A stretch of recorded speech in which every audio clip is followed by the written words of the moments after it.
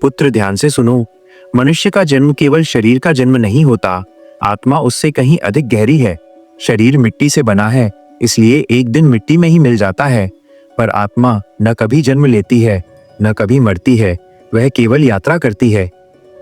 जब मनुष्य सांस छोड़ता है, तभी आत्मा अपने अगले गंतव्य की ओर बढ़ती है। लेकिन प्रश्न यह है कि वो कहाँ जाती है और क्यों जाती है? इसका उत्तर बड़ा सरल है। आत्मा वही पाती है जिसके योग्य वो जीवन भर बने रहती है। पुत्र याद रखो, जीवन एक विद्यालय है और मृत्यु केवल कक्षा बदलने का नाम है। जब तुम इस कक्षा में अच्छा सीखते हो, अच्छे कर्म करते हो, मन को स्वच्छ रखते हो, तो आत्मा ऊंचे लोकों में जाती है, जहां ज्ञान होता है, शांति होती है, प्रकाश होता है।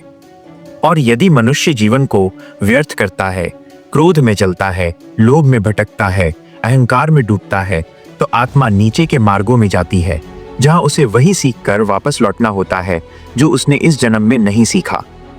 आत्मा क्यों जाती है? क्योंकि आत्मा का स्वभाव गति है, वह स्थिर रह ही नहीं सकती। जैसे नदी का जल बहता रहता है, वैसे ही आत्मा अपने कर्मों की धारा के अनुसार आगे बढ़ती रहती है।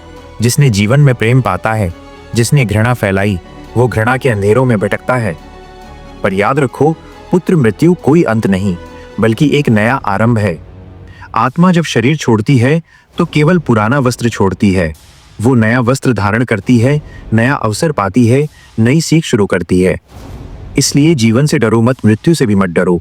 डरने लायक केवल एक ही चीज है, और वो है बुरा कर्म, क्योंकि वही आत्मा की दिशा तय करता है। पुत्र, तुम्हारी आत्मा अभी भी यात्रा पर है। हर विचार, हर कर्म, हर निर्णय उसकी राह बना रहा है। आज यदि तुमने स्वयं को बेहतर बना लिया, तो अगले जन्म में उजाला ही उजाला होगा। याद रखना, जो आत्मा सत्कर्म करती है वो ऊपर उठती है, और जो स्वयं को अंधकार में फेंक देती है उसे फिर नीचे से शुरुआत करनी पड़ती है। इसलिए अभी से ऐसा जीवन बनाओ कि जब अंतिम समय आए तो आत्मा मुस्कुराते हुए कहे, मेरी यात्रा सफल थी।